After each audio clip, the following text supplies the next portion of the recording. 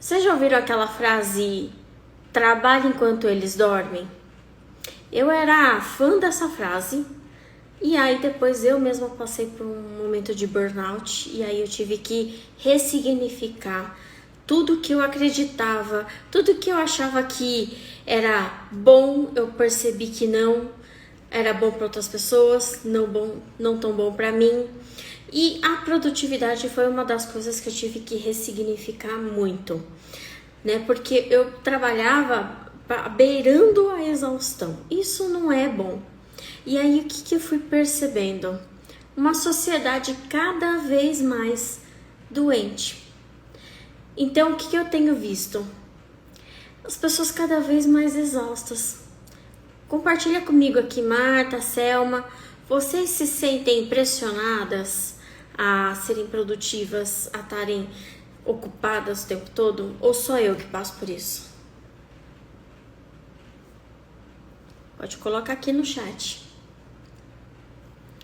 Então eu tinha essa sensação de que eu tinha que dar conta de tudo, de que eu tinha que estar sendo muito produtiva. Então eu fui percebendo uma romantização da exaustão. Então o que eu via? As pessoas correndo, ocupadas e achando isso bonito. E eu era uma delas. Eu achava muito bonito. Exatamente, muita pressão, a vida moderna. E eu achava bonito. Essa coisa de, nossa, tá uma correria, menina do céu, que corrido que tá. Eu achava bonito eu estar num café e respondendo o cliente e levando o notebook para os lugares e tava no celular. Eu achava isso bonito porque eu tinha uma concepção, um conceito de que uma mulher bem-sucedida é uma mulher ocupada. E muitas vezes essas demandas eram criações minhas, porque nem precisava. Vou contar um caso aqui. Uma vez, quando eu estava trabalhando ainda como mentora de negócios, eu tinha levado a minha filha na Fono e de lá a gente saiu para tomar um café. E aí uma cliente minha me mandou uma mensagem: olha, eu tô com uma situação aqui, uma crise, eu preciso que você me ajude a responder, porque a minha cliente falou isso. E aí na hora eu parei tudo que eu estava fazendo. E aí eu pedi para a moça do café olhar minha filha, falei assim: olha minha filha aqui um pouquinho, porque eu preciso resolver essa situação urgente com a minha cliente. Aí fiquei lá, olha, respondendo e pesquisando, ó, você faz isso, aquilo, outro, e papapá, né? E aí eu fiquei ali uns 10 minutos mais ou menos, parei a minha vida para resolver aquela situação. E aí o que aconteceu? Aconteceu que a minha cliente pegou tudo aquilo que eu dei de orientação e fez tudo ao contrário. E aí eu fiquei com aquela cara de palhaça. Olhei para minha filha que estava ali no café, sozinha, sem a mãe, e eu pensei assim: o que eu tô fazendo? Né? Nem era uma questão urgente, mas é o hábito de querer resolver, de dar urgência nas coisas que não são urgentes. Isso me trouxe uma lição muito importante, que o inestimável, a coisa mais importante, estava ali na minha frente e eu não estava dando atenção. E aquela crise nem era uma crise no fim das contas. Boa noite, meninas, Lu, Rita, Brechó, boa noite. Então, o que eu quero trazer para vocês? Essa romantização dessa exaustão. A gente normaliza e acha bonito isso. Só que eu tô aqui para quebrar o status quo e falar: não é bonito, não tem nada de bonito. Você ficar no celular resolvendo zilhões de coisas enquanto as pessoas que mais importam na sua vida não estão tendo a sua atenção. Isso não é bonito. Não é bonito você fazer multitarefas. E, no meu caso, eu já esqueci uma leiteira com água lá fervendo, até estraguei a leiteira, porque ela ficou lá, porque eu fui fazer multitarefa. Isso não é bonito. Então, o que eu tenho percebido? Que nós como sociedade, principalmente nós como mulheres, estamos processo muito que precisamos rever muitas coisas. E aí que vem a necessidade do autoacolhimento. Vocês praticam o autoacolhimento no dia a dia de vocês? Pode ser sincero aqui comigo. Eu vou explicar para vocês o que é esse autoacolhimento. Esse autoacolhimento é ter uma autocompaixão. Então é você se tratar da forma como você trata uma pessoa muito querida. O que acontece é que na maioria das vezes a gente se trata como se a gente fosse nossa pior inimiga. E detalhe, na maioria das vezes a gente não trata nosso inimigo, nossa inimiga da forma como a gente se trata. Estou aplicando autoacolhimento, ótimo, que bom, gente. É isso. Então, o autoacolhimento é você se tratar com gentileza, é você se tratar com amorosidade, da mesma forma como você trataria uma pessoa muito querida, tá? Então, o que acontece? Muitas vezes as pessoas confundem o autoacolhimento com autopiedade, e é diferente. O autopiedade é, ai, oh meu Deus, como eu sou coitada. E quando a gente tá falando de autoacolhimento, de autocompaixão, é você entender a tua humanidade e perceber que você tem problema, o outro tem problema e estamos todas passíveis ao erro, tá? Então, eu vejo que muita gente, quando comete um erro, quando tá passando por uma situação, parece que tem um carrasco dentro da cabecinha da pessoa que fica assim, para de fazer corpo mole, para de ser preguiçosa, nossa, você não tem jeito, não, mas você não merece descansar, você não merece parar, você tem que ser produtiva. E aí, quando você vai percebendo, você tá sendo um carrasco com você mesma. Quem aqui já se percebeu falando de uma forma mais ríspida consigo mesma? Parece até colocando um chicotinho nas costas. Eu já. E isso é um hábito, é um vício que a gente precisa observar e ir trocando aos poucos, tá? Então, quando eu falo sobre autocompaixão, não é sobre permissividade, não é sobre ser complacente, tá? Então, imagina o seguinte, que várias vezes, sim. Então, quando eu falo de autoacolhimento e produtividade, muitas vezes é você fazer o que precisa ser feito. Só que o que muda é o diálogo, é a forma como a gente fala. Tem vezes a gente fala assim, vou dar um exemplo, tá? Falando coisas que não falaria nem para o meu inimigo. Exatamente. Você. Esse é o ponto. Muitas vezes, as pessoas que realmente... Vão cair entre nós, tá? Tem pessoas que mereciam que a gente falasse umas poucas e boas. Mas a gente, muito diplomático, muitas vezes não fala. Só que a gente fala pra gente. Não é? Muitas vezes me culpa achando que estou procrastinando. Então, e é isso.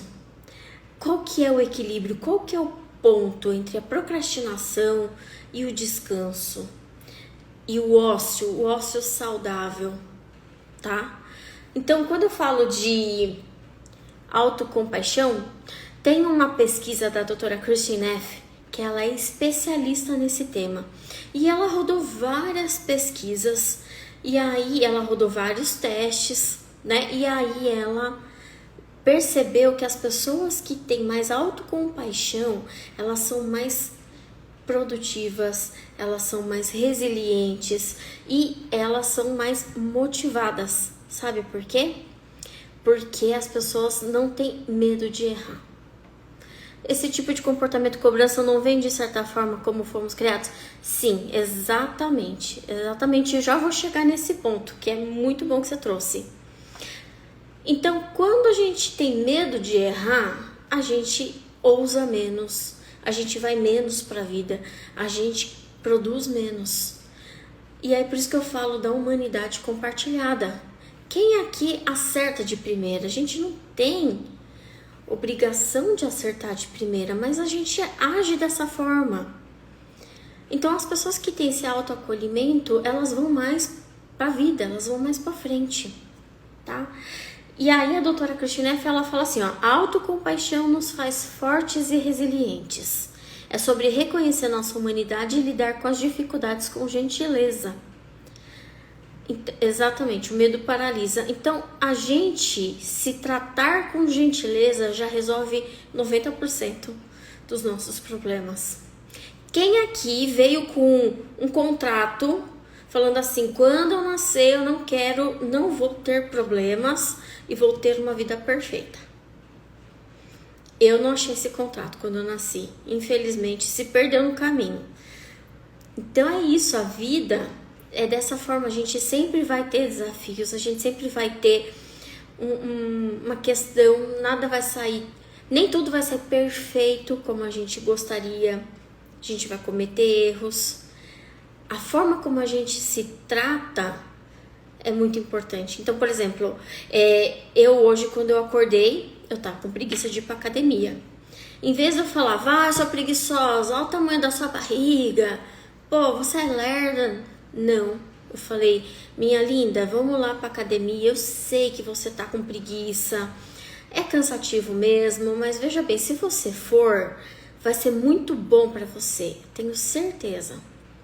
Você vai me agradecer depois. É um diálogo interno, de amor, de acolhimento. E eu fui pra academia. Então, o que acontece? O resultado é o mesmo praticamente. Eu fui para academia, só que eu estou me tratando com amorosidade. Então, a ideia aqui, esse convite, é vocês observarem mais o diálogo interno de vocês e observar como que vocês falam com vocês. Eu falo minha linda, exatamente. Minha amada, minha querida, porque eu preciso me tratando com amorosidade. Porque é assim que eu falo com a minha filha. Se eu falo isso pra minha filha desse jeito, com essa amorosidade, eu tenho que falar comigo também. Vocês percebem que a gente tem muito mais facilidade de tratar o outro melhor do que a gente mesmo? Quando a gente, por exemplo, tá lá lavando a louça, quebra um copo, o que a gente faz? Nossa, mas eu sou uma desastrada. Ai, que merda que caiu. Agora, e quando a visita que derruba o copo, o que a gente faz? Não, você se machucou. Não, tá tudo bem, é só um copo. É assim ou não é? Vocês estão se identificando com as coisas que eu tô falando? Então, vou falar agora dos benefícios do autoacolhimento. Quando a gente fica fazendo essa pressão na gente, a gente aumenta nosso cortisol. Quando a gente tá com o nosso cortisol muito alto e também com a adrenalina muito alta, a gente fica no fugir ou lutar. Só que muitas vezes a gente se paralisa. E aí que vem a procrastinação, a gente se paralisa, a gente fica, mas e se eu errar? E se não der certo? E se me julgarem? Agora, quando a gente tem esse autoacolhimento, a gente produz ocitocina, que é o hormônio do amor. Então, o que acontece? Quando a gente está com cortisol muito alto, a gente não circula aqui oxigênio. E aí é onde a gente mete os pés pelas mãos, sai fazendo qualquer coisa, de qualquer jeito. E aí é aquela produtividade tóxica, porque você faz, mas que não dá aquele resultado. É um enxugar gelo, sabe?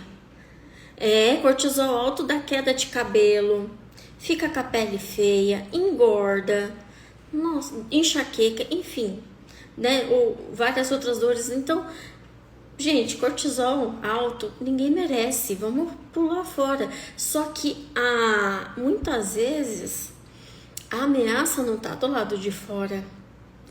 Na maioria das vezes a ameaça tá do lado de dentro. Então a gente precisa virar essa chavinha. Então quando a gente tem esse autoacolhimento, a gente reduz o estresse, a gente aumenta a autoestima, a gente melhora a nossa saúde mental, a gente tem mais clareza mental do que fazer, de como agir, né? E a gente também tem mais foco. Aí, a Nicole comentou aqui sobre influência da criação. Sim, muitas vezes, na maioria das vezes, esse vício por produtividade, ele vem da criança interior, vem da nossa infância. Aquela criança que observou os adultos, né, a família sempre fazendo, e aí ela percebeu que criou uma sinapse. Eu sou valorizada, reconhecida, amada quando eu faço, quando eu produzo, tá? E aí vai criando sinapses do tipo, eu não sou boa o suficiente, então eu tenho que fazer. É por isso que você vê muitos adultos, muitas adultas, que têm uma vida bem sucedida, aparentemente, mas elas vivem na síndrome do impostor o tempo todo. Não é que essa adulta não é boa o suficiente, é essa criança interior que ainda se sente inadequada, que se sente burrinha, que sente que não é capaz. Então, muitas vezes essa adulta fica viciada em fazer, resultado, em performance, tudo isso para alimentar essa criancinha que tá lá precisando ser vista, ser acolhida. Eu sei que a gente não nasceu num conto de fadas, a gente não teve aqueles pais de comercial, pelo menos a maioria de nós não. E nossos pais, com toda a boa vontade do mundo, eles fizeram o melhor deles, né? E aí, só que alguns têm aquele discurso assim, quando a gente é pequena. Ai, para de ser preguiçosa, para de fazer manha, para de ser dramática, engole o choro. Vocês tiveram pais de comercial de margarina ou vocês tiveram pais assim, mais da realidade? Compartilha aqui comigo. E aqui não é no momento de julgar os pais, tá? Aqui é o momento de... Eu não tô nem querendo julgar os pais, tá? Tô sendo muito realista de que eles fizeram o que eles tinham condições de fazer. Mas olha que coisa maravilhosa, tá? Eu vi que a maioria teve pais realistas e eles não tiveram acolhimento também, então eles também não sabem dar. E não é porque a gente não teve acolhimento lá dos nossos pais que a gente agora não pode ter. Quem é a pessoa que fica 24 horas com você disponível para te orientar e te acolher? Quem é? Isso, exato. Os nossos pais, eles fizeram o melhor deles. Mas mesmo os pais perfeitos, a gente ainda cria sinapses. Então é isso. Se a gente não cuidar da gente, a gente não se autoacolher e falar assim, tá difícil, eu sei que tá difícil. Quem que vai fazer isso pela gente? Me julgando, eu sou uma fraude. Exato, e quem nunca? Não é? Mas isso é muitas vezes aquela criancinha interior que tá se sentindo fragilizada. E você precisa ir lá e acolher ela, resgatar. E aí agora falando de produtividade, tá? O que produtividade tem a ver com acolhimento? Tudo. Porque muitas vezes a gente sai fazendo as coisas que nem um trem desgovernado e o resultado não é tudo aquilo. E aí a gente vai só se esgotando, acabando com a nossa saúde, com a nossa energia, tá? E então a gente precisa trazer esse autoacolhimento. E aí quando a gente, lembra que eu falei da ocitocina? Quando a gente faz esse processo de autoacolhimento, eu consigo visualizar com clareza o que eu preciso fazer, quais são os próximos passos. Então, quando eu estou mais descansada, eu estou também mais assertiva. Então, quanto mais descansada eu estou, mais clareza mental, mais assertiva, tá? E aí, como que a gente faz? Um planejamento realista. Eu tenho metas, eu tenho minhas atividades. Se eu quiser dar conta de tudo, não estou sendo realista. Então, é estabelecer prioridades. O que é que vai mudar o jogo da minha vida? O que é exatamente o mais importante, tá? E aí eu vou tendo a verdadeira produtividade e não a produtividade tóxica, que é... E aí que tá, você é uma pessoa produtiva ou uma pessoa ocupada? Sabia que tem essa diferença? Tá fazendo sentido aí pra vocês? Tô falando muito rápido, eu me empolgo, tá? E aí eu vou falando... Então eu vou continuar aqui, gente. Então, a gente precisa definir prioridades. A gente não vai dar conta de tudo e isso é humanamente normal. Isso faz parte do jogo, tá? Produtividade não é fazer tudo, é fazer o necessário, calcular o custo-benefício para continuar bem. Exatamente. A Marta pegou aqui o código. É isso, tá? E aí agora a gente vai falar de culpa. Quem aqui sente culpa quando tá descansando? Se acha uma preguiçosa, inútil? Eu já fui essa pessoa, tá? Que até de domingo eu tava fazendo curso, porque, meu Deus, eu tenho que ser produtiva, vamos lá, consumindo conteúdo. E aí isso também faz parte da criança interior, que não se sente merecedora do descanso. Então, veja bem, mentalmente nunca me dei esse carinho, foi bom saber o... Ai, que bom, que bom. Então, vocês sabem lidar com a culpa de descansar? Quem aqui consegue lidar com a culpa de falar não para certos eventos, para certas demandas que aparecem? Isso é muito necessário. E aí, quanto mais a gente vai trabalhando nossa criança interior, nossa autoestima, a gente vai ficando cada vez mais confortável de falar não e de assumir esses descansos, tá? O descanso, ele faz parte, esse ócio faz parte. Então, a gente precisa ressignificar essa romantização de que uma pessoa bem-sucedida é uma pessoa que está ocupada. Eu tinha essa sinapse. E o burnout foi a melhor coisa que aconteceu na minha vida. Porque me fez questionar muito sobre as minhas crenças. Essa foi uma delas. Hoje eu me permito mais ao descanso. Eu tenho uma casa com piscina. E aí o que acontece? Antes eu trabalhava tanto que a piscina não era usada. Eu nunca usava a piscina porque eu estava sempre ocupada. E até que então, depois veio o burnout e eu entendi, puxa vida, eu não sei aproveitar nem as coisas que eu tenho. Então eu não estava curtindo meu marido, eu não estava curtindo minha casa, eu não estava curtindo a minha filha. Puxa, que vida é essa? Sabe?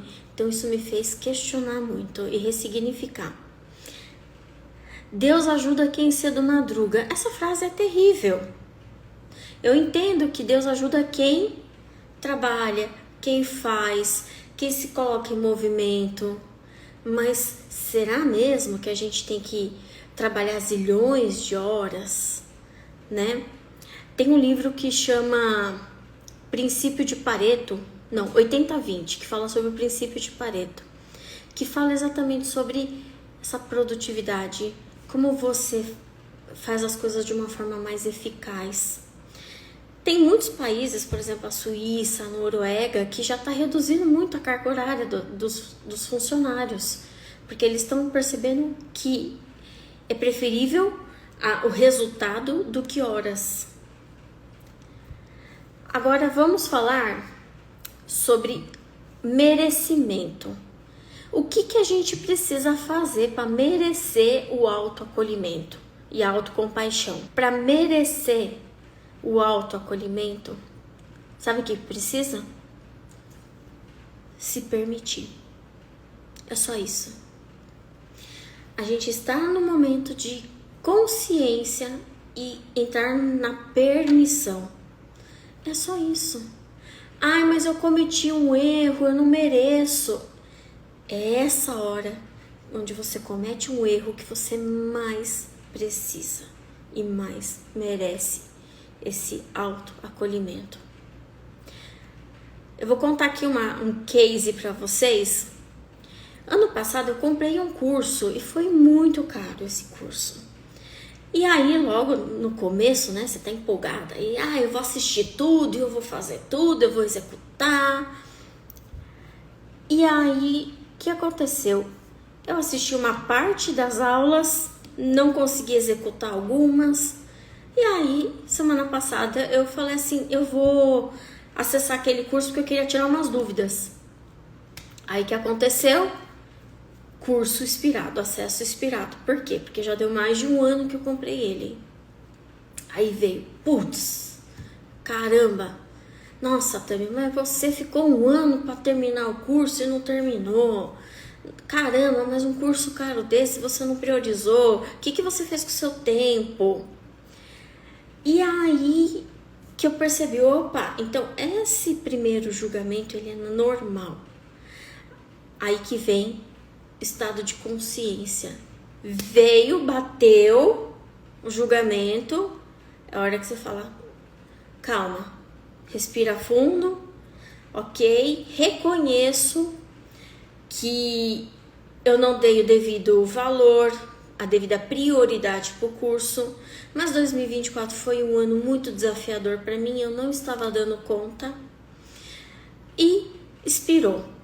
Então, sou muito grata pelo conteúdo que eu consegui acessar e aprender até agora.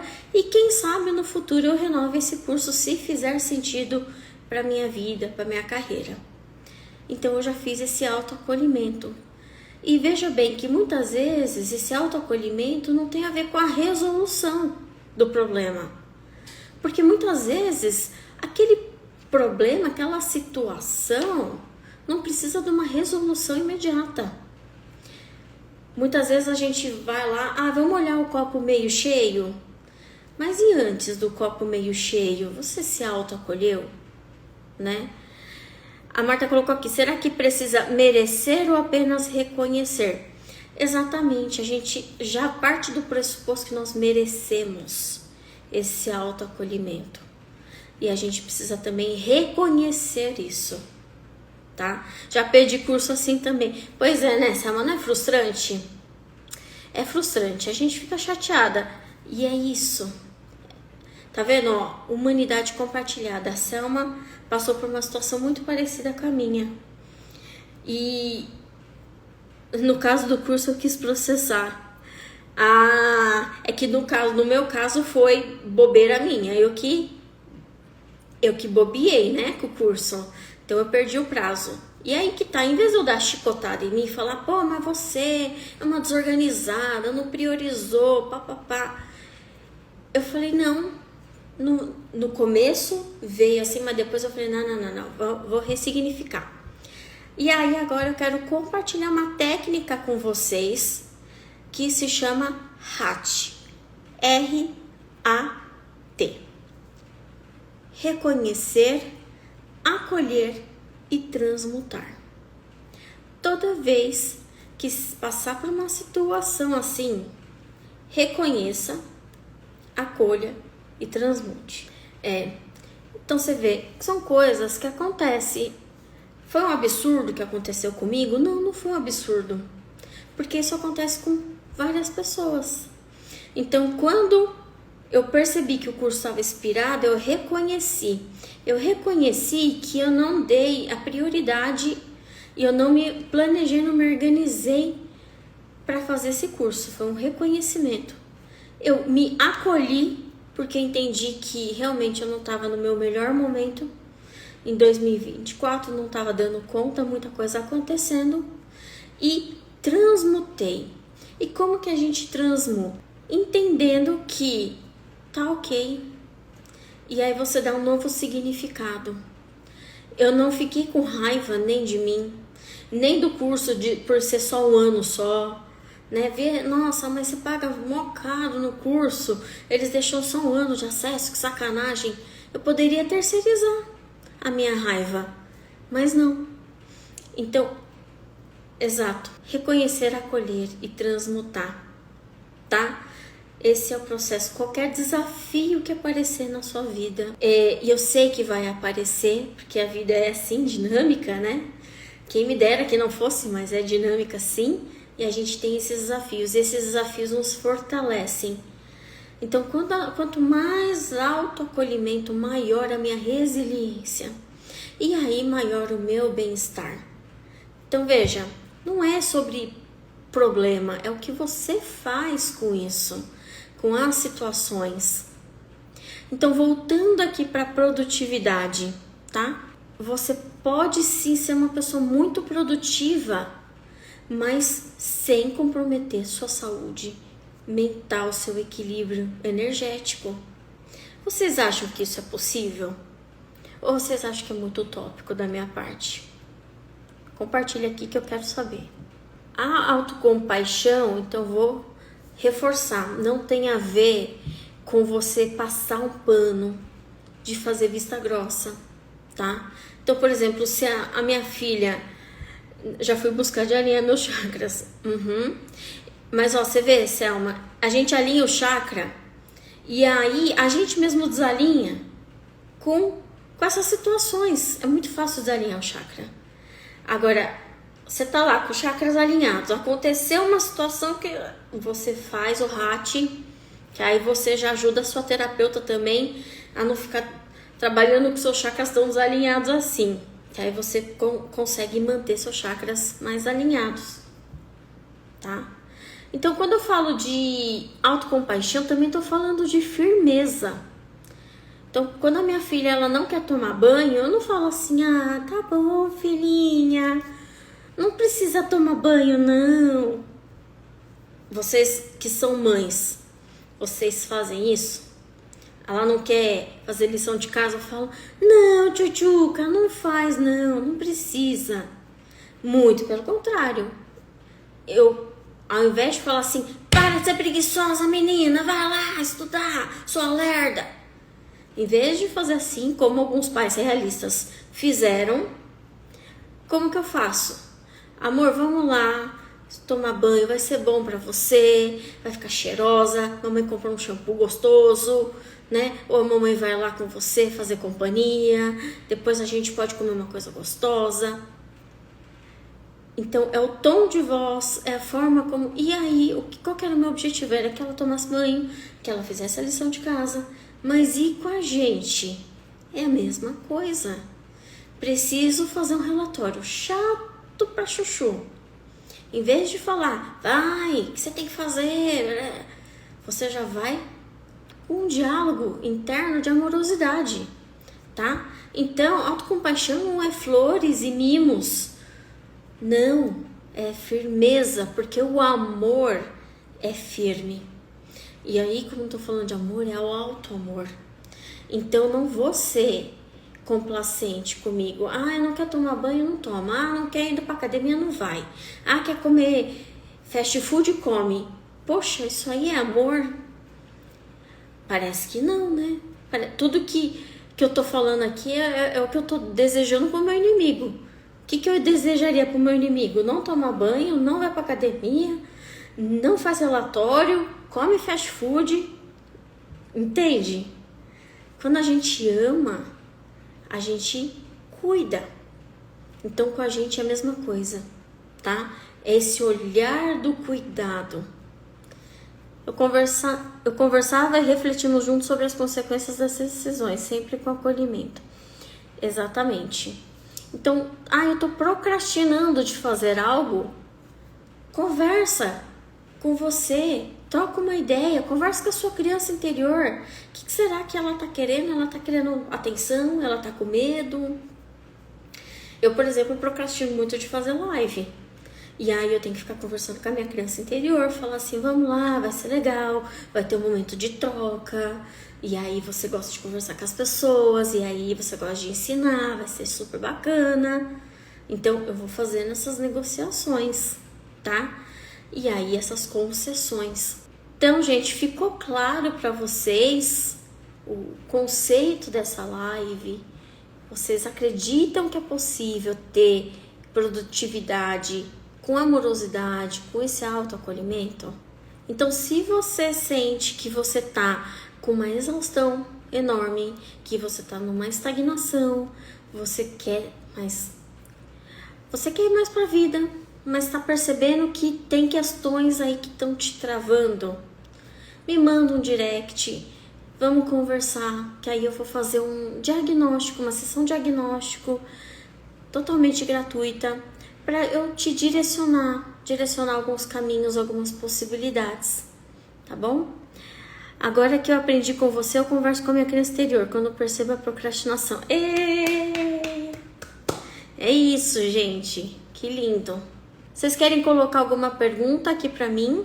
Vai colocando aqui, eu vou tomar mais uma água. Minhas lindas, meus lindos, foi um prazer, uma alegria imensa estar aqui com vocês nessa noite. Quero agradecer a presença de vocês e essa troca maravilhosa que a gente gerou. E eu espero de verdade, do fundo do meu coração, que vocês coloquem o Hatch em prática e depois me contem se fez diferença na vida de vocês, como que tá sendo a produtividade de vocês, que eu vou adorar saber. Perguntinha da Marta, vamos ver. O que você acha das pessoas colocarem produtividade em relação ao trabalho, não seria em relação à vida? Quando eu falo de produtividade, pode ser em relação ao trabalho e em relação à vida.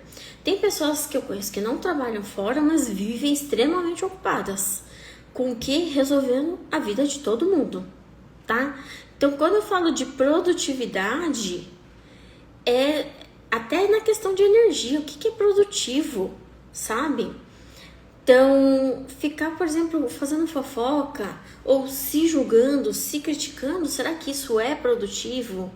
Será que isso te leva para frente?